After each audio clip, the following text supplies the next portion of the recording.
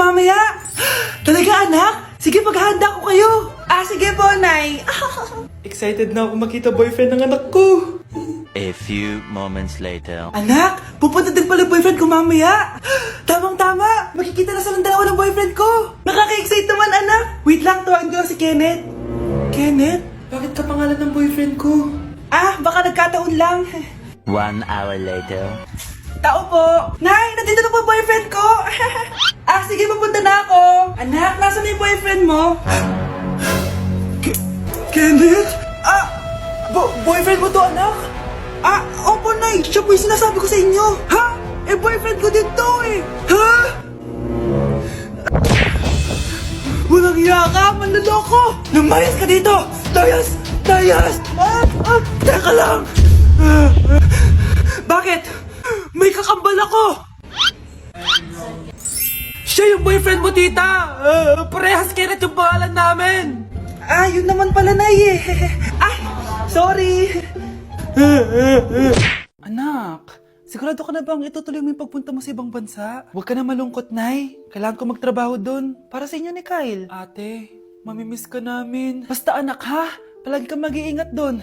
Kapag inaabuso ka nila, tawagan mo lang ako. Ano ka ba, Nay? Think positive lang tayo, ha? Sige na, baka malate pa ako sa flight ko. Bye-bye na, mamimiss ko kayo. Bye, anak. Nay, tumatawag si ate. Talaga? Hello, anak. Kamusta ka na? Nay, nakuha ko na sweldo ko. Nagpadala pala ako sa inyo, ha? Kumain kayo sa labas. Salamat sa binigay mo, anak, ha? Okay ka lang ba? Kapag may problema ka, tumawag ka lang, ha? Opo, Nay. Mababait yung mga amo ko. Huwag ka mag-alala. Nay, may pinadala si ate, oh. Nakamaleta pa. Surprise, Nay! Mga damit at sapatos yan para sa inyo. Siyempre, may chocolate din. Naku, anak, nag-abala ka pa. Pero salamat, ha? Sana inipon mo na lang yung pinanggas mo dito. Okay lang, Nay. Tinaasan nga nila yung sweldo ko kasi magaling daw ako maglinis ng bahay. Sige, anak. Galingan mo palalo, ha? Wow, ang daming laman! Bakit di sumasagot si Scarlett? Baka busy. Anak, tumawag na ba ate mo? Ilang araw na siyang di tumatawag Nay, may tumatawag. Ay, salamat sa Diyos, tumawag na. Hello, anak. Nay, may pinadala ulit sa ate. Ang bigat. Ano? Anong nawawala? Ano kaya naman nito? Hello?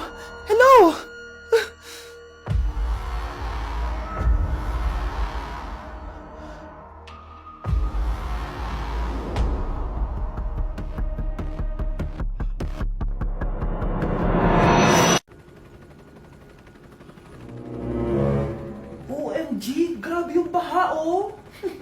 For sure, marami naman nakurakot si Dad. Paldo. Oh, Jessica, ba't ang aga mo? Di ba traffic kasi baha? Ay, opo, ma'am. Baha nga po eh. Kaya pinag-helicopter na ako ni Daddy para safe ako. Kawawa nga po yung mga tao eh. Wow, sana all. Yes, Daddy? Opo, nandito na po ako sa school. Yung baon ko 1 million ha. Send mo na. Ha? 1 million yung baon niya? No! Binasa mo yung Chanel bag ko! Sorry, Jessica. Alam mo ba kung magkano to, ha? 600,000 to! Mas mahal pa to sa bahay nyo! Napakamahal naman yan. Whatever. Papabili na lang ulit ako. Salamat ka, mabait ako. Nahiya naman tong 300 peso ng bag ko. Be, tara sa kantin. Nag-crave ako ng siomay tsaka ng kwek-kwek. Tara. Pwede bang sa Wolfgang na lang tayo mag-lunch? Hindi kasi ako sanay sa mumurahing pagkain. Be, anong kala mo sa akin? Anak ng CEO? Ano ba yan? Hindi ba kayo binibigyan ng allowance ng daddy nyo? Ako na nga lang. Hindi ka naman ganyan dati. Okay, class. Si Cheska na ang bago nating treasurer. Ma'am, wag si Cheska. Kukurakutin niya lang yung class funds natin. Parang tatay niya. Flood control, ayaw. Gastos, gusto. Kaya mayaman si Cheska kasi korap ang pamilya niya. Ang laki ng tax na binabayaran ko. Sa Disney Princess pala natin napupunta lahat. Habang kami, binabaha na dito. Ikaw pa helicopter lang. Wow, napaka-lavish mo naman. Tsaka, pairam muna ako nito Chanel bag mo May ambag din ako dito, no? Hindi kami titigil hanggat walang nakukulong. Deserve nyong magdusa. Hi classmates! Ako nga pala si Ashley, ang pinakamayaman at sobrang ganda niyong kaklase. Hi Ashley! Pwede ba tayo maging friends? Ay, sorry, di ako nakikipagkaibigan sa ganyang muka. Ew! Suman ang ugali na ito. At least maganda ako. Ikaw? Pangit ba talaga ako? Uy, Scarlett, sabay na tayo kumain ng lunch. Sure! Saan? Ako na lang sabay mo kumain. kumain. Huwag na si Scarlett. Ako na bahala sa lunch mo for the whole year. Walang iya ka, Ashley. Aagawin pa sa akin yung crush ko. Sige na. Gusto mo bilan pa kita ng car? Car? Sige, sabay na tayo kumain, Ashley. Sorry, Scarlett. Sorry, ako pinili niya. Eat well sa'yo, ah. Bes, payag ka ba nun? Inagawan ka ni Ashley? Ano bang magagawa ko, Bes? Kailangan ko maging blooming. Hay naku, madali lang yung sagot dyan. Try mo tong Garnier Vitamin C Serum. Baka ito din the right one for you at hindi yung crush mo. Tama ka dyan, Bes. Kaso natatakot ako baka lalo lang ako maging haggard. Don't be afraid to try new things kasi. Malay mo ito na yung sagot para maging fresh ka. Sabi mo yun na. OMG, ang fresh na ni Scarlett. Ano kayang ginawa niya? Paano siya naging fresh? Hindi pwede to. Oh, ano ka ngayon, Ashley? Mas fresh na si Scarlett kesa sa'yo. Scarlett, pwede ba tayong sabay kumain ng lunch mamaya? Che, di na kita kailangan. Sapat na sa akin ng Garnier Vitamin C Serum. Kasi it passes the hashtag Garnier yung check. Humanda ka na, Ashley. This is the beginning of my revenge. Yes! Ang taas ng score ko! Anong score mo, Scarlett? 19 yung score ko. Ay, hindi perfect. Buti pa ako, naka 20. Bawi ka na lang next time, ha? Scarlett, nagawa mo ba yung assignment natin? May assignment tayo? Hala, di ko nagawa. Huwag mo nang sasabihin kay mama. Sige, di ko sasabihin. Ma'am, may assignment po pala tayo. Ay, oo nga pala, may assignment tayo, class. Ang hindi gumawa ng assignment, bagsak sa akin, ha? Bida-bida talaga tong si Samantha. Okay, class, sinong iboboto niyong president? I nominate Scarlett, ma'am. Ako? Di ako papayag. Dapat ako yung maging president. Go, Scarlett, kaya mo yan. I nominate myself because I believe na mas responsible ako. I believe na hindi ako nangungupit ng class funds. Iboto niyo ako dahil matataas ang mga scores ko. Iboto niyo ako dahil hindi ako nangungopya para lang tumaas ang score. Ako ba pinaparinggan mo? Mukhang may natamaan ata. Congrats, Scarlett! Deserve mo maging president! Gagawin ko yung best ko! Good morning, class! Hindi na papasok si Samantha. Ha?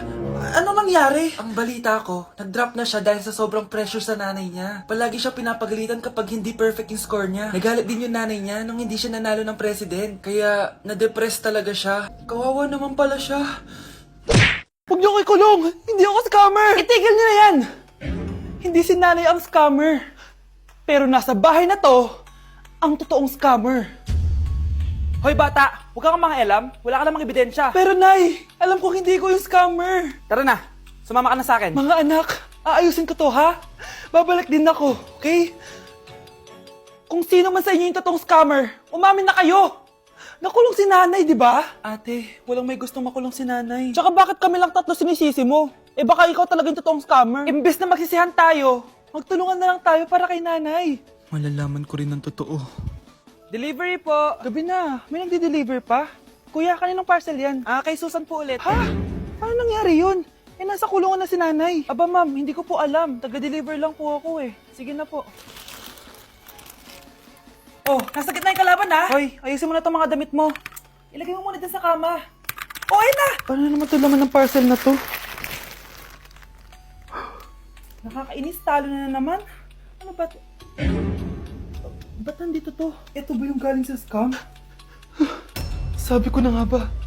Ikaw yung scammer! Ate, hindi ako yung scammer. May parcel na dumating at nakapangalan kay nanay. Di ba pang computer to? Ikaw lang naman mahilig mag-computer dito eh. Ano na namang scam ang ginawa mo? Pasalamat ka, minor de edad ka pa. Bawal ka pa makulong. Pasensya na sa ginawa ng anak ko. Pagsasabihan ko to. Basta wag na uulitin ha. Ako na magbibigay sa mga may-ari neto. Sige na. Ang galing mo talaga. O ito, sino to cellphone? Akin tong pera.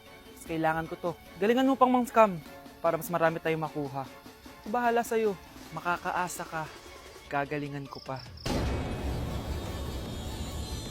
Ganda nito oh. Sana maging successful yung pagbebenta ko ng damit noon ha. Mahal, ang dami nating ibebenta mamaya. Manifest natin na makabenta kayo, Nay, para makaahon na tayo sa kahirapan. Hindi ako makapaniwalang nabili ko na yung pangarap kong tig 200,000 na relo. Wow, ang ganda niyan, Tay. Anak, tignan mo itong binili sa akin ng tatay mo.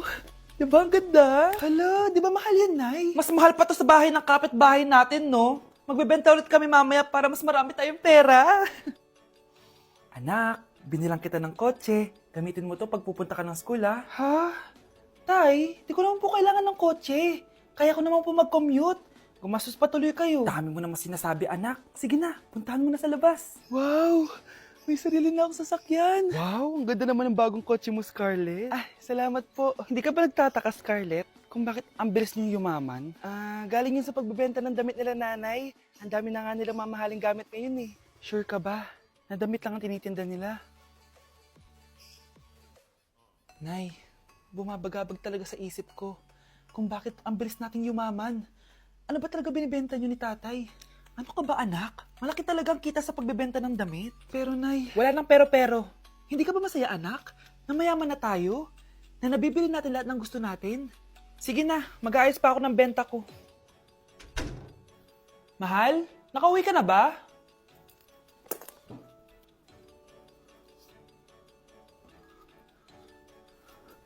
Ano ba talagang laman nito? Nagbebenta sila ng laman loob ng tao. Wow! Sobrang ganda, mahal! Buti naman nagustuhan mo, mahal. Nga pala, kinuha ko na yung laman loob ng kapitbahay natin. Si Rosa? Malaking pera na naman to. Mahal, hindi dapat malaman ni Scarlett to, ha? Ano yun? Nasaan yung ledger? Nandito lang yung kanina. Ba't mo winala yung ledger, mahal? Nandun lahat ng mga sikreto natin. Sinong tao dyan?